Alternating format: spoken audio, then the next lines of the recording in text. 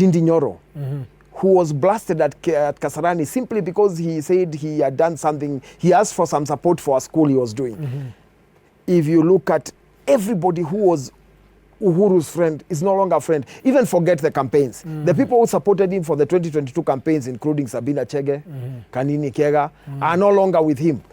Surely. The problem cannot be us. Yes. It must be him. So are you in talking terms with him, you yourself? Like if you call him today? I think the person who stopped communicating was Uhuru Kenyatta. And since he was the president, I am just a guy who is in this town trying to make a living. Right. It is up to him to, if he ever feels that he should ever give a call, it's up to him.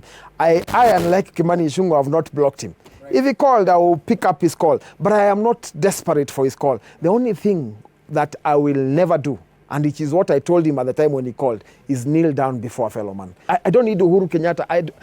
The right word is I don't give a damn whether he calls me or not.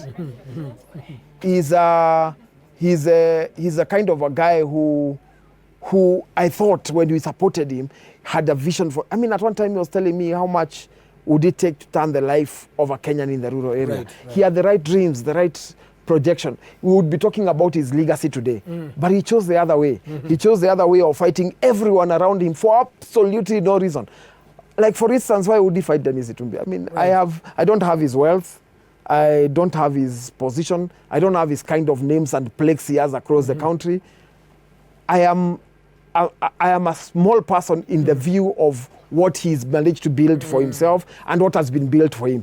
But time has shown us that the Uhuru Kenyatta we supported and the Uhuru Kenyatta who left the presidency 1 year ago are two different people. Is it people around him, do you think? Is it because is it, sometimes you're the quote-unquote president's man?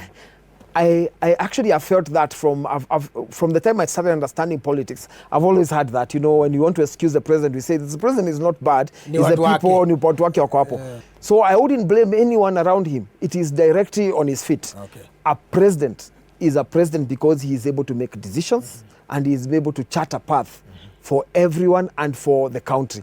If he can't chart a path around the people surrounding him and he can't make decisions, then he doesn't deserve the position. Right. So I do not blame anyone around him. Right. It rests on his feet. Okay. It didn't stop there, by the way.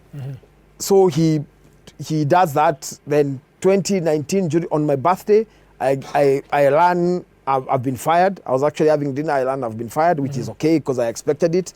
In any case, at that time, I was already ready to take the next course, and I was already decided we were going to support William Ruto, and I was convinced we were going to beat Uhuru Kenyatta and his people, because we knew what we did for them to win. It was easy to undo that. Right. Then, 2019, I get arrested. I was at